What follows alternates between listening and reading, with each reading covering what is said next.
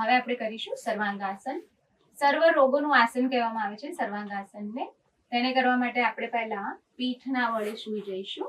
બંને પગને સામે સીધા કરી પીઠના વડે સૂઈ જઈશું. બંને પગને એક સાથે 90 ડિગ્રી અપ કરીશું.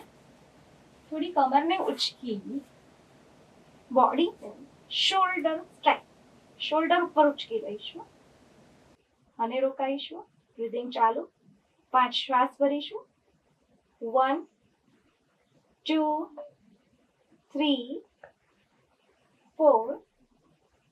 ધીમેથી પાછા આવીશું. કમરના એક મણકાને સાચવીને જમીન પર મૂકીશું.